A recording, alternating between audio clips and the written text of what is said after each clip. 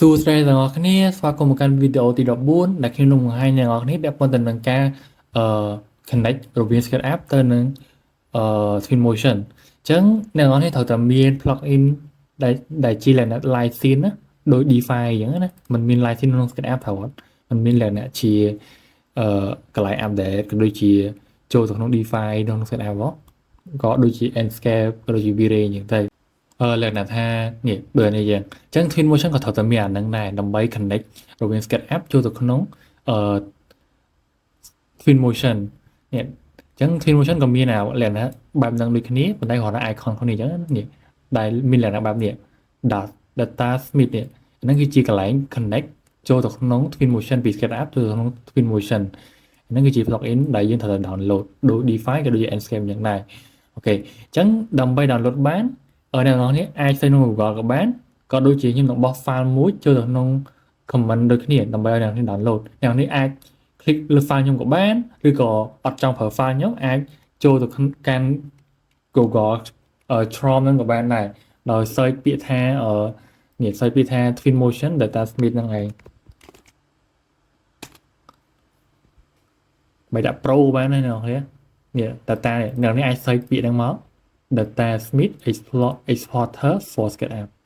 Pro អញ្ចឹងទៅមិនដាក់ Pro បានដែរអូខេអាចសេចពីហ្នឹងមកហើយនៅនេះនឹងកន្លែងមកមើលlink ខាងលើនេះឯង Twinmotion Data Smith Exporter Plugin for SketchUp ក្នុងនេះគ្រាន់តែ click លើហ្នឹងមកចឹងដើម្បី download អ្នកនេះគ្រាន់តែចុច download បើសិនជាអ្នកនេះប្រើ macOS download តាម macOS បើអ្នកនេះប្រើជាលក្ខណៈ Windows download ទៅលើ Windows ចឹងអ្នកនេះចុច download មកវានឹង load មកលើនេះហើយឬមួយទៀតអាចនឹង load មកខាងក្រោមបើសិនជាទៅតាមប្រភេទកុំព្យូទ័រអញ្ចឹងណាអញ្ចឹងខ្ញុំវានឹង load មកកន្លែង download នេះអញ្ចឹងអ្នកនេះអាច download តាមនឹងក៏បានឬមួយក៏ប្រើ file ដែលខ្ញុំបោះចូល comment ក៏បានដែរ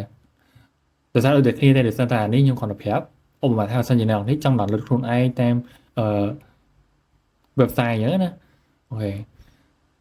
អញ្ចឹងពេលអ្នកនេះ download ហើយអ្នកនេះរក location របស់អ្នកនេះ save ដាក់ណាអញ្ចឹងណាអូខេចឹងខ្ញុំមានវីដេអូដែលមកថាខ្ញុំបាន download ឲ្យអ្នកនាងមើលដូចគ្នាហើយនេះគឺជាវីដេអូដែលមកថាខ្ញុំ download អញ្ចឹងណាដើម្បីឲ្យទុកឲ្យអ្នកនាងមើលដូចគ្នាអញ្ចឹងរបៀប download អ្នកនាងពេលដែលអ្នកនាង download file ហ្នឹងហើយអ្នកនាងរក location save ដាក់ណាសិនណាពេលដែលរក location បានហើយ save ដាក់ហ្នឹងឧបមាថា save ដាក់ក្នុង 3D ហើយអ្នកនាងគ្រាន់តែ double click លើ file Unreal Data Smith ហ្នឹងទៅហើយចុច accept ទៅតាមហ្នឹងទៅហើយ tick ទៅលើ file SketchUp ដែលអ្នកនេះប្រើសប្តាហ៍ថ្ងៃអញ្ចឹងណា2022ឬក៏2021អញ្ចឹងទៅហើយចុច next រហូតទៅជាការស្រេច